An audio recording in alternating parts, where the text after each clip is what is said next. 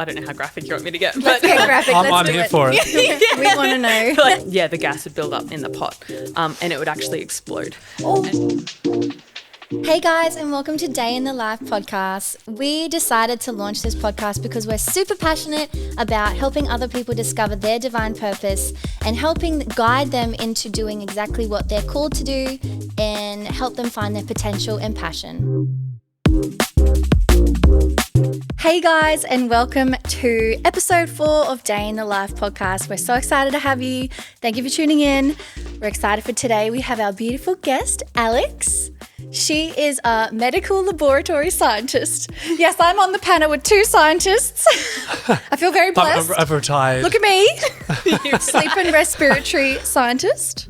Yeah. Am I right? Yeah. Yeah. And then we've got a medical laboratory scientist. So, Alex, tell us what your job entails. So, what do you actually do on like a usual day-to-day basis? So firstly, thank you so much for having me. This is very exciting. For me, day to day is I work in a pathology lab.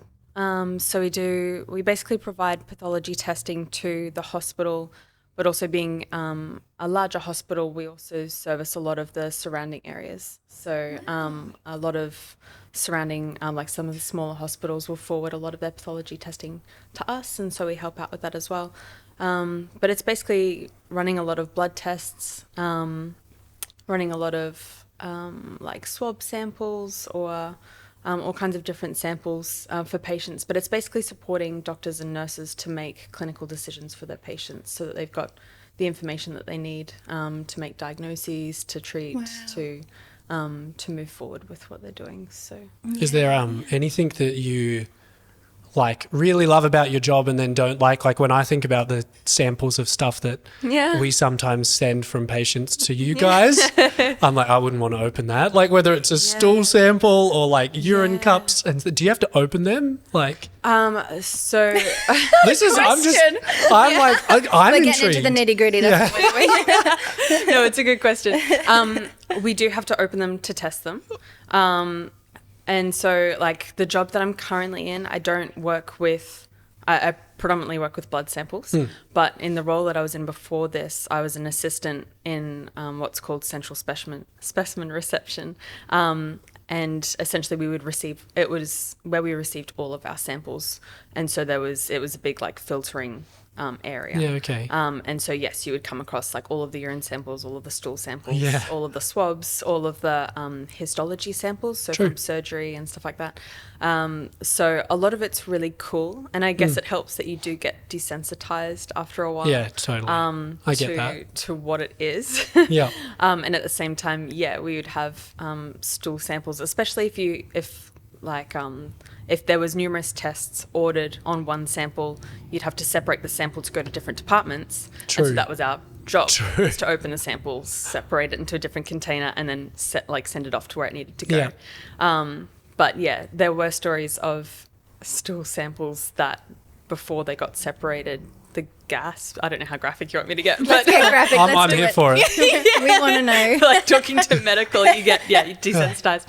The gas would build up in the pot, and it would actually explode. And so then we had somebody who was, I think, about to handle a sample, and it actually, fortunately, they were working in the cabinet, which is the whole point, to protect you from making too much of a mess. But that one exploded and made a bit of a mess. So I've got some front lines, shocking stories, but that is front line for sure. I bet you would. That's cool. Yeah. Did you always want to pursue a career in med lab science? Not exactly. I didn't really know what I wanted to do, or at least in school, I didn't really know what I wanted to do. Yeah. I knew that I loved science. I had a hate-love relationship with maths, but I just loved learning about like biology especially, and found that all really fascinating, and I just didn't really know how to apply it or what to do with it. So I actually, when I left school, did a year of nursing.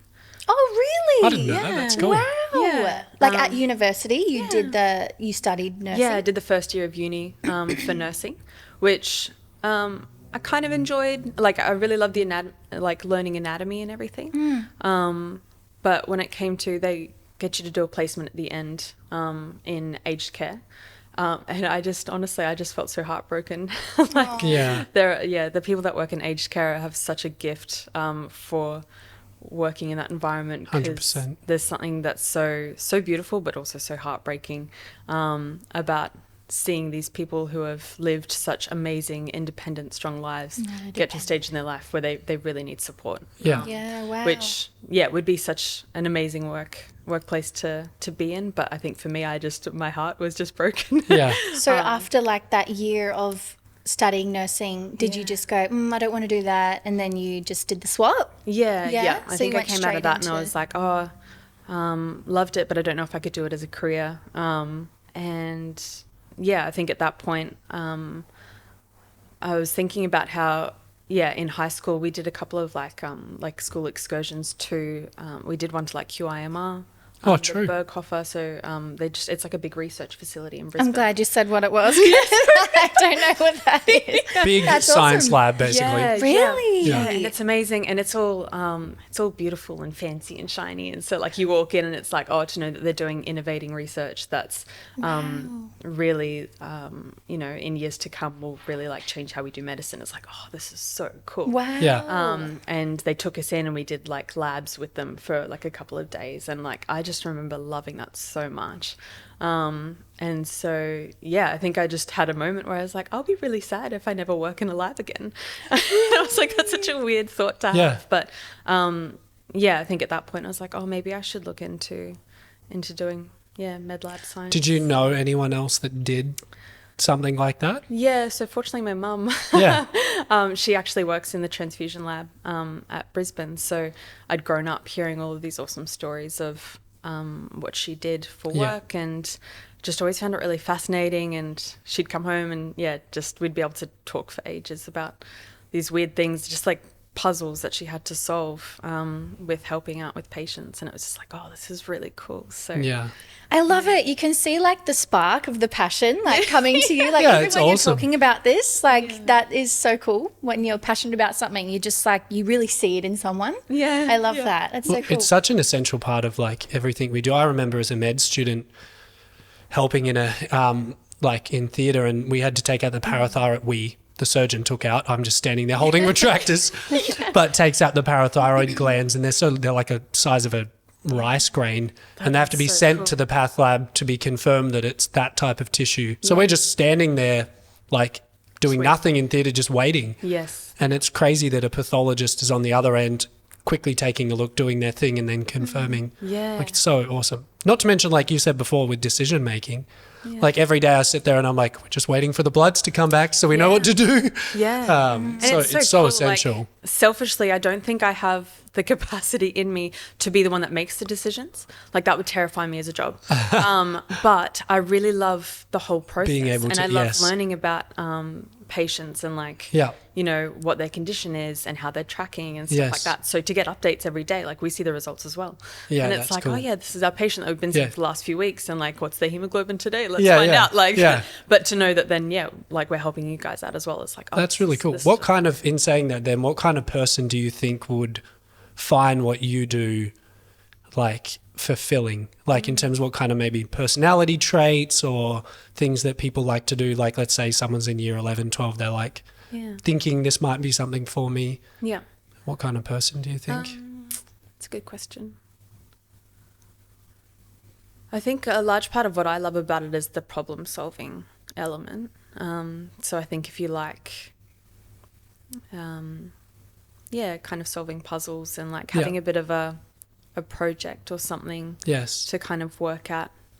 Is it a very process-based kind of thing as well? Like someone who likes like a rhythm of work where they kind of not do the same thing every day, but to a degree it's very like that? Or it's very systematic, and I think especially being in such a large scale facility, that so many of it has to be like really tightly regulated. So there is processes for everything. So it's it can definitely get monotonous if you're doing more routine tasks, but I think that's where the problem solving helps to kind of balance that out, because there's almost like a flow chart to it. So if you love systems and if you love analytical things, then it's really fun, and it's really nice to come into something and I know where I've got to start and kind of progress through. Yeah.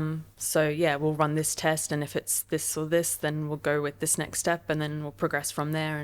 And yeah, just having that process about it That's cool. I really enjoy it. But I feel like I would like that kind of thing where it's like I always like, knowing, okay, I do A, B, C, D, E to get to here. And like I feel like if someone's a very systems-based person, they would enjoy what you do. Yeah, that's it. So, yeah, I think the biology helps as well. Like if you enjoy like learning all of the anatomy, because I think you can learn the system itself. Yeah. But then to have the theory to back it up is like, it just makes it so much more fun. Yeah. Yeah. At the hospital, are you like in a team on a day-to-day basis, or do you just get given tasks and you just take them in your own hands and you just do it? Yeah, a bit of both, like I guess. We kind of separate our work into departments, and then within those departments, like there's like a list of things that need to be done each day, and so then you come into that department depending on what shift you're on. You come into that department knowing like, okay, these are the things that need to be done. You'll often communicate with whoever you're on with, like, oh, I'll take care of this if you want to keep going with that. And that's cool. So it's like a team, but also individual work. Yeah, a lot of the work is quite independent in so much as you're not having to communicate or make decisions with other people. Although you might bounce off your colleagues a lot of the time, but yeah, you definitely, like, in terms of sharing the workload, it's very team oriented. Yeah, that's cool. So for our listeners that want to like do what you're doing, what did you actually study at uni? What was the title of the that's bachelor? a good question. Is that what you call it? Degree? My situation's a little bit more complicated than it needed to be, but essentially to do the role that I do, you need to have a bachelor's degree in medical laboratory science, Right. or at least that's preferred. Yeah. I think there are people who've done like a Bachelor of Biomedical Science, and then if you can also do like they used to have an associate degree in medical science at USC that you could do. And so having those two together, they'd say that like you were well prepared for the job.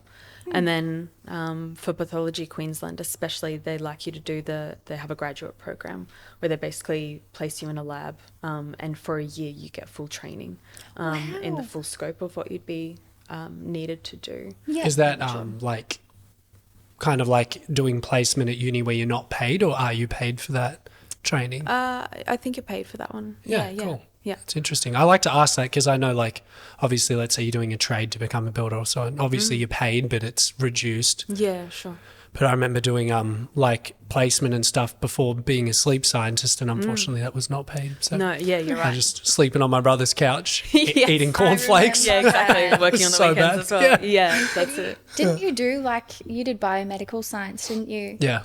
Was that a 4-year degree and you did it in like No, 2 it's because standard. you didn't take a break? It's normally 3, but like you can do summer courses and other stuff if you want to shorten things with any degree really, or most degrees you can do that. Yeah. Cool. But yeah. Yes, it's good to know. I was going to say, so with so like one of the things that attracted me to medicine away from doing what I did before as a scientist was that the more that I saw you progressed through the, like, not pathway so to speak, but it became more managerial, like management side of things, and less science working with patients based. And that kind of, for me, I was like, I like the science patient based, but I also don't want to just stay where I am for the rest of my life. Yeah. All that to say, is there kind of like what does it look like to progress through the field, so to speak, in the role that you do? Can you just stay put doing what you're doing, or is there like a pathway that you can take? Or Yeah, probably in a similar sense. A lot of our the roles in terms of moving up would be a bit more managerial, is my understanding. So a lot of the scientists that we have in the lab would be what we call HP3s. Yeah. Or health professionals, I think it is, level 3. And there's gradings within that depending on how many years you've been in the workplace. So your pay would increase like the longer you've been there. Yeah. But yeah, I think if you want to move up, they have like a HP4, HP5, and there's even like HP6, HP7. Yes. But they are more managerial roles. I mean, they tend to, my understanding is that you're expected to have a better understanding of the role because you're the one that we'll go to when we have questions. So you have to make the end decision on more complex cases and stuff like that. Yeah. But they are often the ones that are also looking after all of our quality control and making sure that all of our, I think for the HP4s, they look after a lot of our stock and like making sure that we've got all of the resources that we need to do the testing that we need to do, and making sure that everything's still valid and in date and suppliers are all like... True. So it's like just a slightly different responsibility. Yeah. But you're obviously expected to have enough experience to be able to understand what's needed and troubleshoot. I get that's kind of like what it was like, to be honest, because we were also at HPs, like in that same pay scale, so to speak, with Queensland Health. Yeah. And so, I just found that like the 4s, while they still did some stuff with patients a bit, a lot more kind of was... stock. It's increasingly off bench. Yeah, exactly. Yeah. And there's a few other niche jobs that they do that the 3s didn't. Yeah. And then like it goes to the 5s, 6s. Yeah. In our field anyway, there was like maybe like 2 HP7s in Queensland. There's not many, and they're always in major centres. Yeah, that's it. But they're always the ones that kind of end up just in that governing kind of role stuff, which is cool. If people like that, then it can be a cool thing to exactly. shoot for. If you've got a really good leadership sense about you and you really enjoy that managerial side, then it's a nice way to kind of combine the two. But I don't know if it's where I want to go, but where do you think you want to? Is this something you feel like you'll do for a long time, or do you feel like this might be a stepping stone to something else, or you're not too sure at this point? Yeah, not entirely sure. I think it's a really nice position to be in for this stage of life. It's really nice security, stability, and I'm really enjoying just learning more at the moment and really consolidating what I do know. Yes. So it's a really nice zone for that. In terms of, do I want to be here in 50 years or 40 years or 30 years even? Like, I don't know. I think part of me will probably get a little bit restless after a while. Might outgrow the role eventually and I don't know. to level up. Yeah. It is interesting though, because like, I mean, obviously we talk a lot about like career-based stuff on this channel, and I've heard it said like there's so much to be said about following your passions, but then also as you understand, as you grow up and you're an adult, you also do need stability and enough income that you're not stressed out because you're struggling week to week. Yeah, that's it. But then if all you do is you're in a job where you're like not enjoying it, even if it is stable, then you can get that itch to be like, I need to do more. And so it's finding that balance. I heard it actually said, and I was like, I think I kind of agree with this, and maybe you will, maybe you won't, but it was like, find something that you're good at, that you're interested in, but that has a high like employment rate. So that's what I love about your story is I like science, I like biology. What can I do? Tried nursing, we're like, okay, this isn't for me. But then you were like, okay, I don't want to just drop it all, but like, what do I really love? I love being in a lab. And so then you've gone into an industry that is fantastic, like in terms of job stability and income, but also interesting. And I think that's awesome. Like, so with like our listeners, I like to ask the question of what is the biggest challenge in your role? Like when you're doing tests and things, what are the biggest challenges? Good question. And then what is like the most rewarding part about your role? Yeah, good question. I think the biggest challenge so far for me has probably just been the learning curve. Because I think when I first started, it just felt like there's just so much to learn. There's like several different departments, and then within those departments there's so many different tests that we run, and so then learning not only how we run those tests, and like we have protocols basically for like, you know, what's considered a critical result, in which case you need to run it through to the doctor. Right. What stuff is like an anomalous result. So like, you know, you'd be looking at certain patterns and thinking that doesn't look legitimate, so we need to repeat it, or we need to do some investigating here to see if our testing hasn't worked. Things like that. But you're learning it for like what feels like 200 plus tests at the moment. It's probably not that many, but you know, you're just learning how to do all that. But then there's also the theory component to all of these things, where it's like, it would be there's so much knowledge there that you can learn if you have the time and the energy to and like we obviously cover a lot of it in uni, but like you can't cover everything, there's just not enough time. So like I feel like you get to learn that more as you go through the job. But yeah, there's just so much to learn there. You learn so much about the human body in general that it's like, oh, it's so fascinating and I so enjoy it, but it's almost a little bit overwhelming at the beginning because it's like, wow, there's so much here that I'm keen to learn, but it's like, where do you start? So fortunately that's why grad programs and stuff like that are really helpful, because they take you through like, all right, functionality wise, this is what we need you to do, and then in terms of understanding the why behind it, it's like, cool, like we can really delve into this with more time. But it is such a scientist's brain and heart to like want to keep like just figuring it out, putting the puzzle pieces together. Now, what would be the most rewarding thing of your role? I think knowing that you're helping, like, I think there are times where it feels like we're a small cog in like a much bigger machine. Other times it feels very large cog. Well, yeah, I feel like other times it feels like it's a bit more like pivotal, but I think just knowing that you're helping in a way to contribute to like caring for patients is really beneficial. And I think even more so when like we have some really, especially in like a transfusion department, there are some instances where the results that you need to provide or the things that you need to do are really time critical, or knowing that the doctor on the other side, like, a lot of the time our communication is phone based, but it's like knowing that whoever you're speaking to is under a lot of stress right now because they need to make decisions very quickly because their patient is in a critical state. Yeah. Knowing that that's what's going on and being able to help them, provide them with information,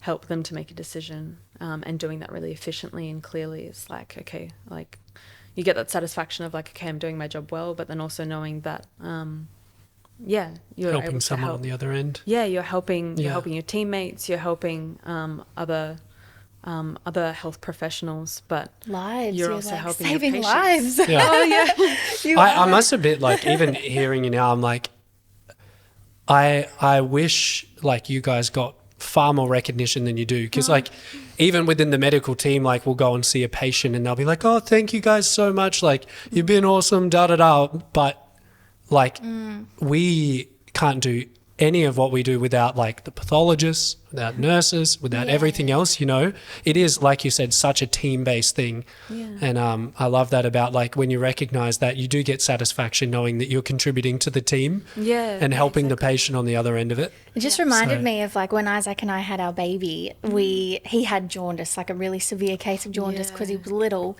and we had to keep they had to keep checking his bilirubin levels. So they had to keep heel pricking him. I know. For blood. So sorry. Don't be sorry. This is not your fault. No, but you know that it's painful for the mum and for the baby, knowing that it's like... So like when you see your baby like crying, because it's so hard, but like they've got to send that blood then to pathology. Yes. And so I remember you were telling me once when we had a coffee, you were saying it is time critical, and if the blood doesn't get there in time, it can...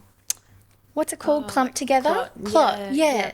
And then they've got to do it again. Yes. So then the nurses will come back and be like, oh, we've got to do this again. Or the doctors, they'll give us the news, we've got to do this again. And I'm like, oh, only so much a mum can take. I know. But I understand how it could be so rewarding when you just do it well. You do it. You just get it done, and it's just like you guys are heroes.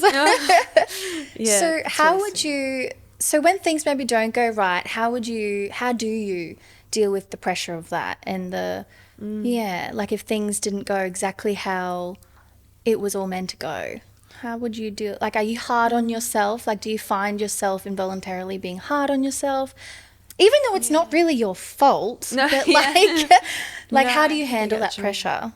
I think for me personally, like it's definitely hard feeling like, oh, that definitely could have, like it could have been done better. And so that's always frustrating, feeling like, oh man, like I think that's the flip side of working in a team environment, is that you don't want to let your teammates down. Yeah. And especially when there's patients on the other end of it that, you know, for whatever reason, if a result's taking longer to come back than you wanted, or, you know, in transfusion where there's a lot more like problem solving and troubleshooting, if things are taking longer than you wanted, then it's like, oh, you're aware that you're holding up a bit of a domino effect. So in terms of treatment and things that need to be done on the clinical side of things. So it's really frustrating, and it's hard not to be hard on yourself, that it's like, oh, okay, this is a bit of a pain. But I think ultimately it's just, just trying to keep pushing and like making sure that the work's getting done. And I think just because we do have such a high throughput of work, it's, you've really just got to keep. You can't get caught up on one thing. You got to keep going to the next thing. You really just try to keep like, and it's nice in a way because it helps feeling like, all right, at least I can do something. Like at least I'm still kind of pushing through with doing this. But it is frustrating when it doesn't work the way that you want it to. So That's awesome. You're so incredible and accomplished. Like seriously, sitting on this, like I feel a little bit inadequate. I'm a little bit intimidated. Not at all. But you know, it's just you guys have a different brain. You guys have we so need each other. Like we couldn't do this life without each other. You need like that systematic mind. Yeah. I want to know like how, because you're so accomplished and incredible. Like I want to know, how was your upbringing? How was school life for you? How did you go getting through day to day? Did you have voices speaking into you, like encouraging you, mentoring you, inspiring you? How did you get to where you are now? I mean, I think I always really enjoyed school, or primary school at least. I have like really fond memories of, like that was always, I think because, and it's a bit of a blessing and a curse, but because I naturally did well in primary school, it was easy to enjoy it because it was like, to me, it wasn't that much effort to put in. Like, I'm good at this. Yes. Yeah. And then people were like, oh, Alex, you're really smart. Or you do. Yeah. And I don't say that as like a, No. But like in terms of growing up with that experience, it was really encouraging because it was like, oh, cool. Like school is good. And then I think high school was always, I don't know, I think as it is for most people, it's a bit of a challenge because I don't know, there's a lot of change happening. Totally. You've got a new circle of friends around you, new school. I don't know. Like, I think I still enjoyed the work, and especially at the beginning of high school, like I did well. But it started to shift pretty quickly into I don't know, I guess the natural talent started to run out. And so then it was a bit of I think especially towards like year 11 and 12, it was a bit more of a effort. And because that was new for me, then it was really draining. It was really frustrating. But it's like, oh, like I think I was still achieving, but not as effortlessly as it was in primary school. So at that point, did you have to kind of be like, all right, I need to establish better habits, or I need to change something so that I can keep achieving? Or did you just kind of keep going how you were and just be like, oh, this is hard, and kind of grind? And did you have people kind of encouraging you, being like, hey, Alex, you need to do this or this? Or was it just a self-motivation kind of thing? Probably a little bit of both. I think, I really should have looked at it and gone, okay, I need to learn some good habits, and I really didn't, which was unfortunate because then it just made it hard for myself. So I was very reluctant to want to put much effort in, and procrastinated a lot. And I don't know if it was encouraging, but I think I had other friends around me who were high achievers, and so then we'd get almost a little bit competitive, and I think that was healthy rivalry. And so I think that was motivating for a while because it was like, oh, you know, like all right, like let's do this. But I think after a while I just kind of I got a little bit fed up. And so I think I got to grade 12 and I was like, they'd given me a really good projection for an OP score at the end of year 11. Great. And then when we started year 12, they basically said, okay, that was a practice run, go again. And I was so exhausted that I just didn't want to. And I think at that point, I mentally signed off. So, like I still did okay in my studies, but it was very, like, I really didn't enjoy school. Getting through year 12 was quite a grind. Wow. Was home like a good place to kind of help you in that journey, or like a extra draining? Like for some people, they go home from school and it's life-giving. Other people go home from school and it's like life-taking, if that makes sense. If there's a lot of stuff going on at home, like through your high school, was it, did you have a good home life, or? I would say yes. Like my childhood memories were like always really positive. Awesome. In terms of, like to do with school and everything, like parents were always really encouraging and really supportive. And I I think they saw that I was doing well, so they were happy for me and encouraged me to keep going. So that was always great. I think in a way I think because home was a good place for me, it was almost a little bit too easy to separate that from school. And so then I didn't bring, I mean, like I obviously did study and stuff, and did homework and did assignments at home, but I probably didn't give it as much time as I should have, because I think for me, I did enjoy spending time with my family and doing things like that. So in a way I don't know, like it was a good home life, but I don't know if that was, I don't know. Positive for the work. Yeah, in a way I kind of used it as a bit of an escape, so which is a little bit dangerous in terms of like the work side of things. Did your study habits change when you went to uni, or just kind of? A little bit, yeah. I think it helped having a place to go where I could set my, like, I guess with school you have somewhere to go to do your work, but because then with uni, like I was in control of my time and how I spent it. Yeah, definitely. So then it was really nice to go to a lecture and then come out of it and feel like I could stay on campus and just go to the library and make notes and stuff like that. And I was still in that same headspace, and that really helped me. Whereas when I came home, it's like I mentally changed gears, and it was like, it was really hard to keep working. True. Yeah, that makes sense. I think that helps a little bit with uni, but probably didn't have the work ethic still that I should have. So. Yeah. No. Yeah. And I forgot what it was. Oh, yeah. Were you always someone that wanted to go to uni, or were you like, oh, if I find a reason to, or did you at a young age just be like, I know I want to go to uni? Like, how were you? I don't know if I was excited for it, but I think it was kind of assumed. Okay. Like I was that because of your family, or just an internal thing, or school, like probably school in a way, where it was just kind of, I think a lot of my friends in school were going on to do studies and you know, studying law or studying you know, different science degrees and stuff like that. So it was just kind of assumed that it was like, yeah, this is what we do. So I think the tricky thing was just deciding what to study. Yeah, totally.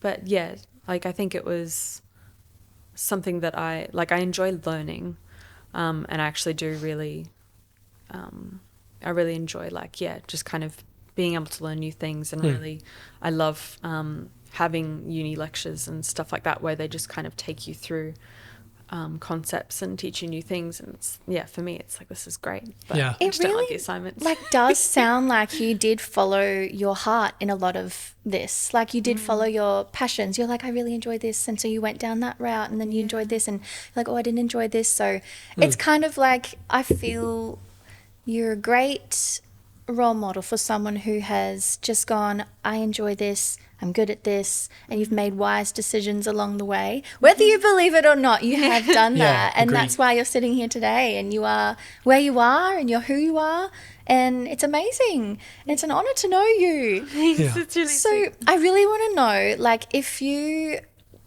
could give advice, so we might have some listeners out there that really want to do what you're doing, probably looking up to you right now. Like, what would be some advice that you'd give them? What would be like some motivational advice? Maybe they're in like year 11 or year 12 and they're like kind of thinking, so obviously they pick science-based subjects, I'm assuming, that kind of stuff. Yeah. Like, is there any tips or tricks or things that if you could go back and restart that, what would you, what advice would you give? I think, as you said, finding something that you find interesting, even if you don't have like a really clear passion, like something that, because I think for me it's a sustainability thing. So I think knowing that, if this is a career that there's going to be times where it's not super fun, and you do have to put some work in and to move forward, knowing that it's something that like ultimately you find really interesting, and that going to work each day is going to be something that you enjoy, then the effort doesn't seem so bad. So I think just being aware of, what things you enjoy. So if you are doing science subjects at school, or if you really enjoy problem solving and have that kind of analytical mindset, then, I think for me it really helped talking to people that had more information and could give a bit more insight into what was involved with some of the next steps. So, if you're looking at going to uni, then it's like, okay, what do I need to do to get into uni, and what does the what does the course look like? How many years am I committing to? And then after that, like, what sort of, I think a big thing for me was like, what does the workplace look like, especially in terms of job opportunities? Like, is there going to be opportunities close to home for me to work, or am I going to have to move? If you are someone who likes to progress and move up, then is there room to do that? Or, am I going to have to move sideways or do something different? That's great advice. Honestly, like that's good. That forward planning to go, when I finish doing this, if I pursue it, is there going to be a job at the end of the road? Yeah. And then within that job, what does that look like? What am I doing every day? And is there progress that can be made in that? Like, that's so helpful. That's things that I never thought about when I was young at all, but are things when you're in the job are so important. Yeah. There's no point in being like, I really want to live on the Sunshine Coast or in a capital city or whatever, but that specific job doesn't exist there. Yeah. Then you've got to think about that stuff and plan for that. Yeah. And I think, like you said, letting an interest then open up, okay, well, these are my options within that interest. Yeah. And then each of those options, like I want to live here or I want to do this or so on, and then letting that filter down what you do. Yeah. I think that's awesome and will help a lot of people. Yeah. For sure. I think it's just good to have that long-term vision for it. I don't know, like, not that it's a bad thing to try different things or to change your mind. If you choose one thing and then, end up going somewhere else, like, that's fine. But I think if you can save yourself the time and, just think and the about... HECS debt. Yeah, kind of. Save yourself the time and the debt. Yeah, frankly. Yeah. Yeah, like, I've got friends of mine who did a science degree and, it's a 4-year degree, but then got to the end of it and was like, okay, I don't actually know what job I could take with this. The jobs that I could take are going to make me move like a state away and stuff like that. And they didn't want to have to leave their family. And so, like, things like that where it's like, oh, that's so unfortunate, because I think they really enjoyed the degree and they really enjoyed the learning, but getting to the end of 4 years of study, which feels like so long and like in the moment. Oh, totally. To get to the end of it and feel like, there's not that there's nothing to show for it, but it hasn't brought you to where you wanted to be. So, No, it's a massive part of, like, honestly, an element of what inspired us was to help people to make decisions as early as possible that can lead them in the direction they want to go. Because of that, like, so many degrees unfortunately get you through the degree, you learn a lot and you come to the end, but are you employable at that point? Yeah. Or, like, is there a specific job that's going to land you in? And that's quite important. And obviously when you finish school, you're just thinking about what degree you want, sometimes not always what job you want. Yeah. But thinking about what job you want, then you can back plan and be like, okay, if I want this job, I have to do this degree. Exactly. As opposed to, let's just do this degree and see what happens, which isn't a shocking approach. Yeah. Provided as you go through, you're thinking all the time That's me. about... That was me. I just was like, I got to go to uni. I'll just do this. Yeah. I don't know why I'm doing it. Yeah. But I felt like I had to, so. Yeah, and I think, like, you still learn so much in that You do. process, Yeah. right? So Yeah. I think for me, it's like, I wouldn't regret any of that if you learn something from it. Yeah. Exactly. Yeah. But Yeah. it's obviously... It's always good to come out the other end and have a job and That's what you want. But start to work. And But you are live in. right. It is. We're always learning. Totally. So. But that's why the podcast exists. And Yeah. personally, I've learnt so much already interviewing our guests. Yeah. The different things you can do after school and when you graduate, and I really want exciting. to end with one question. Okay, What's go like for it. the grossest sample of something you've been sent? Like, was it like something that was removed from a body or something foul? Do you ever have to, like... Are you allowed to disclose this information? Yeah. I mean, like, I wouldn't... yeah, as long as it's de-identified, yeah. I don't know. Was it? Have you opened, like, do you know what a teratoma? You know, like one of those weird masses that have like teeth and hair and... I was about to Is say, that we a had cyst? Is it a bezoar once? I don't know. I think it's called a bezoar. Something weird like that. And it's essentially, it's a clump of hair. It's especially in... I think it's common in children that will, like, chew on their hair and stuff like that. And Yes, so it I ends have. up getting caught in their stomach. Oh my God. But, like, forming like a ball, and it gets to the point where it starts to block their intestinal system, and so they have to have surgery to remove it. Anyway, yeah, we had one of those recently. But I don't know, it's kind of weird because I think you get so desensitized that what's gross becomes really fascinating Yeah. because it's so rare. So like the gross things are the ones that smell especially bad or anything like that. Yeah. But I It's a think scientist's dream to get the weird things. this is it, to get the really interesting ones. Like we did have a beetle once, and somebody's like, "Oh my gosh, guys, Look at what we this." got." And they went around and showed everybody in the Oh lab, my like, God. "Have you seen one of Yeah, these?" that's awesome. Yeah, it was so cool. But yeah, we've also had like, I remember a friend of mine worked in microbiology where they deal with a lot more of that stuff. Yes. And they had like somebody had like a hip replacement, right? And so they have the top of the hip, the ball, Yeah. that came for microbiology testing. Yeah. And so it wasn't even that disgusting, but my friend came out to pick up the sample to take out for testing. She's like, "Look at this thing." And it was like, yeah, like really checking it out. Yeah. She's like, "This is great." And kind of like not to damage it, but was Yes. kind of like shake. Like, Yeah. So Look at it, it's a interesting. good one. Like, I've been on the this is other so end where they're like, fascinating. and they like lop it off. yeah, Yeah. exactly. Like, that would send be it off. intense. Yeah. Oh, that's cool. But yeah, That's cool. it's a lot of weird stuff like Yeah. that where it's usually the ones that are a bit more rare that it's like, oh, this is so Yeah. cool. Yeah.